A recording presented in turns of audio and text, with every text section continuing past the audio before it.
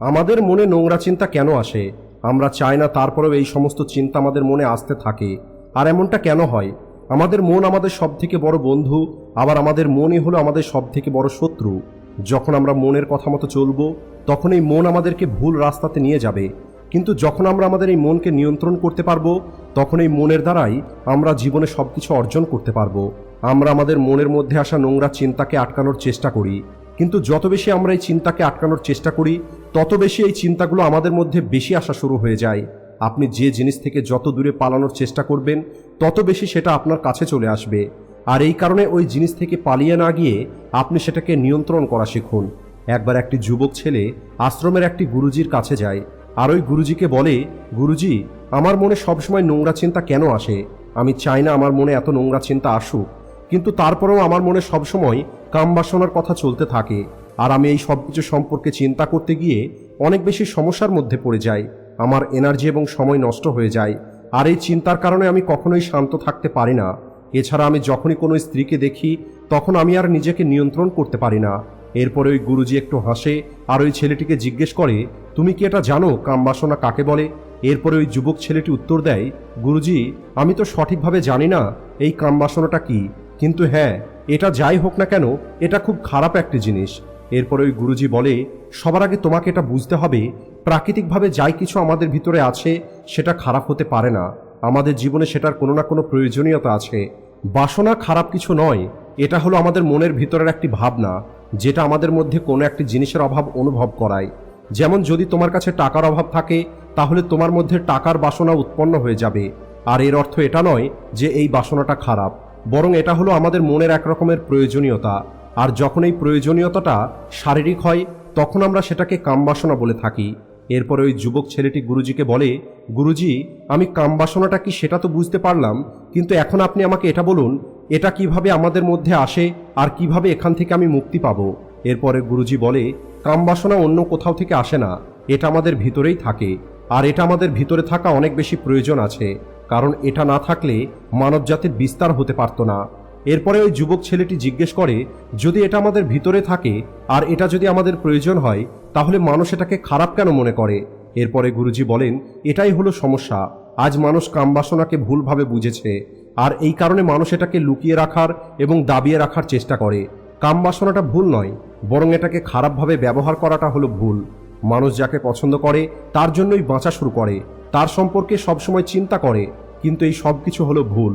ওই গুরুজি ছেলেটিকে বলে, তুমি কি জানো পৃথিবীর প্রতিটা প্রাণীর মধ্যেই কামবাসনা আছে? তখন ছেলেটি বলে, হ্যাঁ, আমি এটা জানি, কারণ তারাও তো নিজের প্রজাতিকে বাড়াতে চায়। এরপরে গুরুজি বলেন, তাহলে আমরা কেন অন্য প্রাণের কামবাসনাকে খারাপ মনে করি না? এরপরে ওই ছেলেটি বলে, গুরুজি, আমি তো সেটা জানি না, আপনি আমাকে বলুন। এরপরে গুরুজি বলেন, অন্য প্রাণীরা নিজের কামবাসনাটা আনন্দের জন্য ব্যবহার করে না, বরং এরা কেবলমাত্র নিজের প্রজাতিকে বাড়ানোর জন্যই এটা ব্যবহার করে। অন্য প্রাণীদেরকে এই প্রকৃতি এতটা বুদ্ধি দেয়নি যে তারা এই কামবাসনাকে নিজের সুখের জন্য ব্যবহার করবে। অন্যদিকে মানুষ নিজের বুদ্ধির সাহায্যে প্রকৃতিতে পাওয়া প্রত্যেকটি জিনিসকে নিজের সুখের জন্য ব্যবহার করে।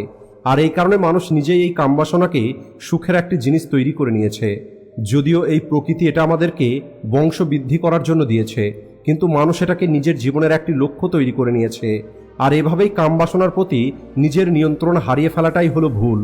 এরপরে ওই যুবক ছেলেটি গুরুজিকে জিজ্ঞেস করে, গুরুজি, কিন্তু আমরা এই কামবাসনাকে নিয়ন্ত্রণ কেন করতে পারি না? এরপরে গুরুজি বলেন, এখন আমি তোমাকে ছোট্ট একটি গল্প বলবো, আর সেটা খুবই মনোযোগ দিয়ে শুনবে, তাহলেই তুমি তোমার সমস্ত প্রশ্নের উত্তর পেয়ে যাবে। এরপরে গুরুজি বলেন, একটি আশ্রমে থাকা শিষ্য প্রতিদিন পাশের একটি গ্রামে ভিক্ষা করার জন্য যেত। যে গ্রামে শিষ্যটি ভিক্ষা করার জন্য যেত, ওই রাস্তাতে একটি নদী ছিল। আর একদিন ওই শিষ্যটি দেখতে পায় যে একটি ছেলে গাছের পিছনে লুকিয়ে কিছু একটা দেখছে। এরপরে ওই শিষ্যটি ছেলেটির কাছে গিয়ে জিজ্ঞেস করে, তুমি গাছের পিছনে লুকিয়ে কি দেখছো? তখন ওই ছেলেটি বলে, আপনি কি দেখতে পাচ্ছেন না আমি কি দেখছি? এরপরে ওই শিষ্যটি যখন নদীর দিকে তাকায়, সেখানে দেখতে পায় কিছু মেয়ে নদীতে জল নিতে এসেছে। এরপরে ওই শিষ্যটি ছেলেটিকে বলে, নদীতে তো কিছু মেয়ে জল নিতে এসেছে, আর এখানে লুকিয়ে দেখার কি আছে? এরপরে ওই ছেলেটি শিষ্যটিকে বলে, আপনি কি বুঝতে পারছেন না আমি এখানে কি দেখছি? একবার ভালো করে দেখুন, ওই মেয়েগুলো কত সুন্দর, তারা কিভাবে নদীতে জল নিচ্ছে। একবার ওই মেয়েগুলোর শরীরটা দেখুন, একবার ওই মেয়েগুলোর সুন্দর মুখগুলো দেখুন। এরপরে শিষ্যটি পুনরায় নদীর দিকে তাকায়, আর এইবার ওই শিষ্যটি অনেকক্ষণ ধরে তাকিয়ে থাকে। এতক্ষণ পর্যন্ত শিষ্যটি কোনো কিছুই দেখতে পাচ্ছিল না। এতক্ষণ পর্যন্ত শিষ্যটির মনে কোনো রকমের ভয় ছিল না, কিন্তু এখন ওই শিষ্যটি লুকানো শুরু করে আর ওই মেয়েগুলোকে দেখা শুরু করে যেন ওই শিষ্যটি কোনো অপরাধ করছে। আর কিছুক্ষণ পর্যন্ত ওই মেয়েগুলোকে দেখার পরে শিষ্যটি বুঝতে পারে যে আমি এটা কি করছি, আমি যেটাই করছি এটা ঠিক নয়, আমার এখান থেকে চলে যাওয়া উচিত। আর এরপরে ওই শিষ্যটি দ্রুত সেখান থেকে চলে যায়। শিষ্যটি যখন আশ্রমে পৌঁছে যায়, আশ্রমে ফেরার পরে শিষ্যটি নিজের কাজে ব্যস্ত হয়ে পড়ে। কিন্তু ওই শিষ্যটি যে দৃশ্য দেখে এসেছে সেই দৃশ্যগুলো শিষ্যটির চোখের সামনে যেন বারবার চলে আসছে।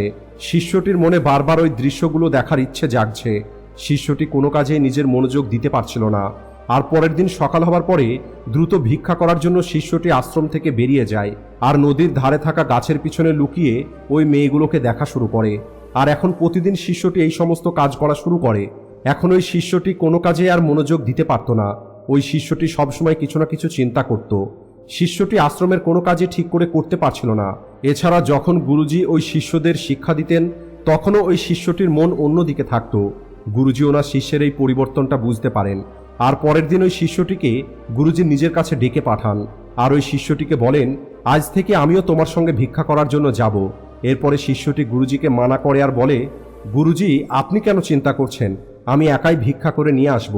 এরপরে গুরুজি বলে, ঠিক আছে, তুমি একাই ভিক্ষা করার জন্য যাবে। এরপরে ওই শিষ্যটি ভিক্ষা করার জন্য বেরিয়ে যায় আর ওই শিষ্যটি চলে যাওয়ার কিছুক্ষণ পরে গুরুজি আশ্রম থেকে বেরিয়ে আসে আর ওই শিষ্যর পিছনে যাওয়া শুরু করে, এটা দেখার জন্য যে শিষ্যটি কোথায় যায়, কার সঙ্গে দেখা করে। কিছু দূর যাবার পরে গুরুজি দেখতে পায় ওই শিষ্যটি একটি ছেলের সঙ্গে একটি গাছের পিছনে লুকিয়ে অপরাধীর মতো কিছু দেখছে।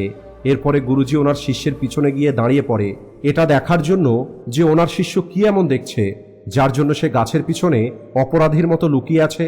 এরপরে গুরুজি দেখতে পায় ওনার শিষ্য গাছের পিছনে লুকিয়ে নদীতে জল নিতে আসা মেয়েদেরকে দেখছে। এরপরে ওই গুরুজি শিষ্যটিকে বলে, তুমি কি ওই মেয়েগুলোকে দেখছো? এটা শোনার পরে ওই শিষ্যটি ভয় পেয়ে যায়। শিষ্যটি ভাবে এখন হয়তো তাকে গুরুজি অনেক শাস্তি দেবে, কিন্তু গুরুজি ওনার শিষ্যকে কিছুই বলেনি আর চুপচাপ শিষ্যটিকে সঙ্গে নিয়ে আশ্রমে ফিরে আসে। আশ্রমে ফেরার পরে গুরুজি শিষ্যটিকে নিজের কাছে ডেকে বলে, এটা হলো স্বাভাবিক একটি জিনিস, এখানে কোনো অপরাধ নেই, মেয়েদেরকে দেখাটা স্বাভাবিক একটি বিষয়, কিন্তু যদি তুমি কামবাসনাকে তোমার মনে স্থায়ী করে নাও আর এটা তোমার কাজের ওপরে প্রভাব ফেলে তাহলে এটা তখন সমস্যা তৈরি করবে। তোমাকে তোমার মনকে নিয়ন্ত্রণ করা শিখতে হবে আর তোমাকে বুঝতে হবে তোমার এই অনুভূতিটা হলো প্রাকৃতিক একটি অনুভূতি। তোমাকে কেবল তোমার এই অনুভূতিটাকে সঠিক দিক নির্দেশনা দিতে হবে, কারণ এই কামবাসনা ভুল নয়, কিন্তু এটাকে তোমার নিয়ন্ত্রণে রাখতে হবে। এটাকে নিয়ন্ত্রণে রেখেই তোমার জীবনের অন্য গুরুত্বপূর্ণ কাজগুলোর উপরে মনোযোগ দিতে হবে। আর এই ছোট্ট গল্প থেকে আমরা এটাই শিখতে পারি, আমাদের কোনো অনুভূতিকেই দাবিয়ে রাখার দরকার নেই, বরং সেই অনুভূতিটাকে বোঝা এবং সেটাকে একটি সঠিক দিক নির্দেশনা দেওয়ার প্রয়োজন আছে। কামবাসনাটা স্বাভাবিক একটি জিনিস, কিন্তু এটাকে নিয়ন্ত্রণে রাখা এবং নিজের জীবনের অন্য গুরুত্বপূর্ণ কাজের উপরে মনোযোগ দেওয়াই একটি বুদ্ধিমান মানুষের কাজ। আজকের ভিডিওটি এই পর্যন্তই। ভিডিও ভালো লাগলে ভিডিওটিকে লাইক ও শেয়ার করতে ভুলবেন না। Thanks for watching.